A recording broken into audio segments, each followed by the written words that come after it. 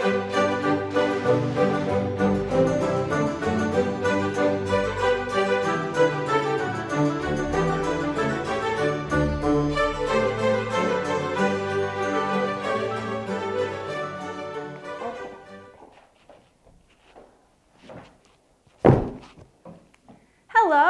and welcome to another video. I am so happy to be here and I have a really fun video for you today, and please don't mind the stack of books in front of me, but this is what we're talking about today.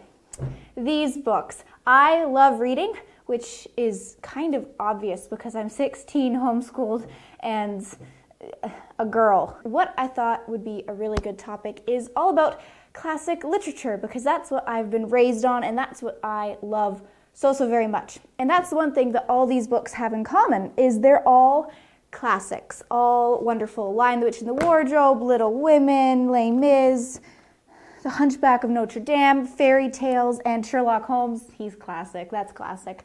So why read classic literature like Narnia and Little Women besides them being amazing, wonderful, and beautiful stories, which I love? Well, I think that throughout my years, books have honestly taught me everything about history, about human nature, about culture, and that's what I think is really important about getting and going and finding those really amazing books. Because honestly, especially if you're homeschooled and you're not doing the 2,500 subjects that they make you do in school, that's how you get to learn everything, is through all these books, like Little House on the Prairie, classic, also teaches you all about, pioneer life, farming, and living on a homestead, which who doesn't want to do that? Honestly, wonderful. These books all are classic, and they really shape how you become as a human being and your outlook on life and other people in different countries and cultures. So why read all these books that waste hours and hours and hours and hours of your time? I'm here to explain why reading doesn't waste your time. Number one, it expands your vocabulary. Yes, honestly, if you start reading as a young kid, even easy classic, like I'd say Little House on the Prairie is relatively easy, especially for 8 to 10-year-olds. It does expand your vocabulary and the words you understand and actually speak in your everyday life. And it shapes you as a human being. And that's something that I've always been really proud of, is that I've always been able to use the right words at the right time. I'm still learning, sometimes it's a little weird, but it really helps, especially I think when kids show that they can speak properly and use the right proper words at the right moment. It shows that they're very well educated and just wonderful human beings who can understand things. So that's one thing that is wonderful about getting the opportunity of reading these classic books, because it teaches you the classic vocabulary and all those wonderful words and beautiful meanings. You also understand the English language better, which sounds kind of obvious, but English is a ridiculously hard language, like really weird. We have a lot of different phonetic sounds, and it comes from a lot of other languages, mainly Latin, and then it also Greek and all those old ancient languages. But we have very weird words in the English language that not other languages have. We're not very consistent, and that's one thing that reading helps you. The third thing that you benefit from reading classic literature is you become a better writer. Whether you want to be an author or not, reading these just helps you just have a nice flowing story, flowing sentences. Learning how to write is hard, but it helps if you know how to read, and that's what I think is so amazing about these books, is they are really well written. It's not just that it's a brilliant story and brilliantly thought out and all that, is they're very good sentences and very good paragraphs, and even the dialogue is very important, because writing dialogue is a lot different than writing a description of a landscape. So that's one thing, that if you struggle with writing, go and read those books that are renowned for their writing, because they are actually brilliant and they will help you. Whether you realize it or not, you are slowly becoming a better writer. Another great thing about reading classic literature is you can impress people. I use this a lot. I have a lot of battles going on with some of my close friends where we try to read the hardest books possible, because that's a lot of fun. For instance, where is it? This one, War and Peace. You always hear people think like this is the great book of all time, and yes, it is. It's brilliant, and I have read it. Yes, I have. all these pages. It's really impressive when you can go up to someone and say, yeah, I read War and Peace the other day, and they're like, sorry, pardon? Yes, yes, I have read this. Along with, I think, another great one, Les Miserables. I can't speak French very well, so I just go Les Mis, because that's easy. And it's also a very long, long book. Like, look how tiny these words are. It's not just a lot of pages, it's a lot of words. So that's amazing, and I love that I can get to show off my literature and all the books I've read. So that's another amazing thing you can do by reading all these amazing books, is show off to your whole family and friends, and they will be very annoyed, but it's so satisfying inside. Where am I? The fourth? The fifth? The fifth? The fifth great thing about reading all these wonderful classic books is the knowledge you gain from them. I myself, these Little House on the Prairie books, there are so many little things, especially Farmer Boy, all about, you know, saving crops from the frost, or how to dig yourself out of a snowbank or something. I've learned so many little bits of knowledge that you can use in everyday life that so many people are really surprised at. Like, I think it was a few years ago, my mom left our plants out on the front porch, and the frost came that night, and they were like all, you know, beautifully crystallized, and there was frost all over them. And of course she was very upset because they're obviously now dead, apparently. But no, I learned from these books, not this exact book, these books, that if you pour cold water on top of the plants before the sun touches them, they will live. And you know what? By darn it, I was right. Yes, I was. It's doggone it, not doggone it. I was right, and that's just something that is really amazing that you learn from these books. You just learn amazing little bits of knowledge that nobody else has learned, and that is very valuable, and especially to me, I really think that's a wonderful thing. Another great, amazing thing about reading is it improves your memory. I'm not kidding. I apparently have a very good memory, but I don't think I would have if I wasn't such an avid reader, especially of difficult books, is because it forces you to remember what's happening in the story, especially if the plot switches back and forth, like in War and Peace. There's about like 6 plot lines of different people that once in a while intertwine. So once you finish a long chapter, you have to all of a sudden go and remember something else.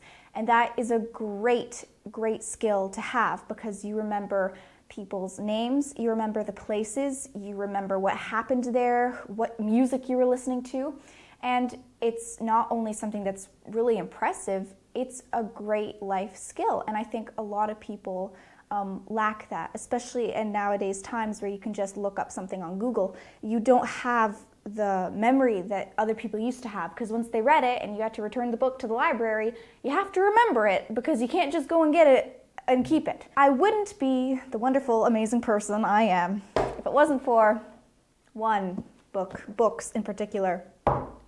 Shakespeare, William Shakespeare. Yes, very boring, very hard, but oh my goodness, brilliant. A great, amazing thing about reading classic literature is you can understand from learning all that amazing vocabulary that you learned in easier books that have relatively normal English, to reading these plays and the really hard poetry, basically. It's poetry, and there's rhythm to it, and it is a different language. It really is. It's old English. There's probably a better word for that, but it's amazing. And as you can see from this book and its cover and tape, that I've read it a lot, and I wanted to talk about Romeo and Juliet today. See, it falls open to Romeo and Juliet already.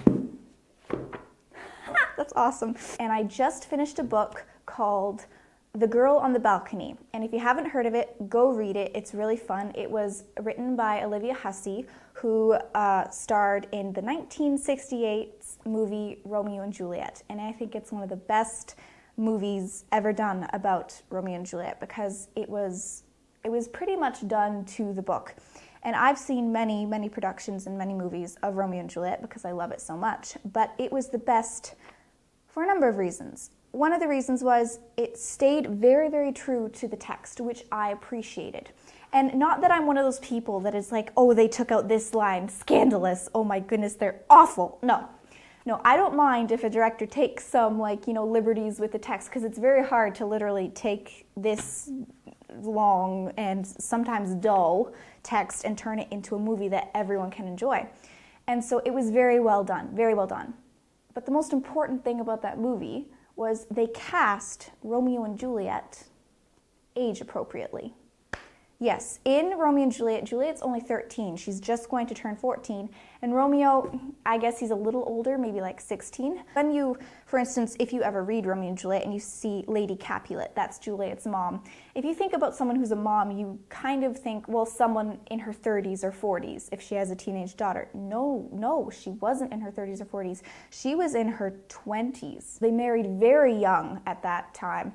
And so that's something that I think movies and even Shakespeare productions of plays cast wrong, is the ages of all these people, especially the men. I'm sorry, the men, it's really weird. I saw a production and all like Tybalt, Mercutio, Benvolio, Romeo, they were all played by men in their 30s, which is fine, except it's not.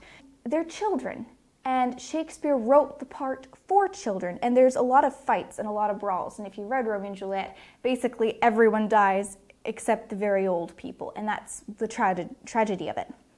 But in the street brawls, you just see Mercutio, Benvolio, and Romeo, and Tybalt, all these who are supposed to be young teenagers who, you know, they're kind of reckless, kind of stupid, and don't know what they're doing in life. Instead, you see a bunch of 30-year-old men playing with swords, killing each other, and yelling and crying for no reason. And it makes no sense, because you see a bunch of grown men act like children. They are kids and they fight, and actually when they kill each other it's a mistake and they feel awful. And when Tybalt accidentally kills Mercutio, it's more like, oh shoot, we were playing with swords and they're not toys, they're weapons, and all of a sudden the story takes a different turn and it makes much more sense. And so by learning how to read stuff like this, you truly understand what Shakespeare is writing and what it's meant to be. And that's what I think this 1968 movie of Romeo and Juliet did so well, is all those characters are cast properly and age appropriately. So I know I went on and on and on about that, but it really is important, and I think that a lot of kids, especially young girls who are really in love with books, should read is all these amazing books so you can understand the classics like Shakespeare, because it doesn't just tell a good story, it teaches you a lot about human nature, which Shakespeare was a genius at. Every single character, no matter what age, male, female, he knew exactly how they thought and how they would act in a different situation, which I think Romeo and Juliet is a great example of. And I don't think you can ever read enough, because as you go through life, even if you go back and read the books you've already read, you will learn and see something different from them because of the time you are in your life and what you're experiencing right now.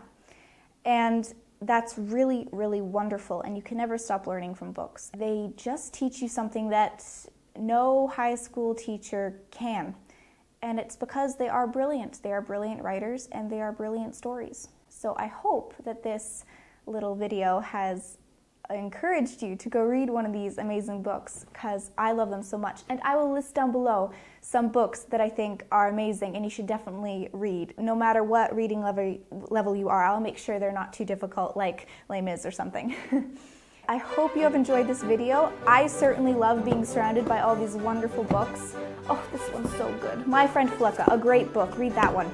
But yeah, I'm so happy to show you all these, and I hope you will, after this video, go and pick up a classic book and read and learn about life and love and culture, because that's what life is all about. And I hope you enjoyed this, and I will see you in the next video. Bye!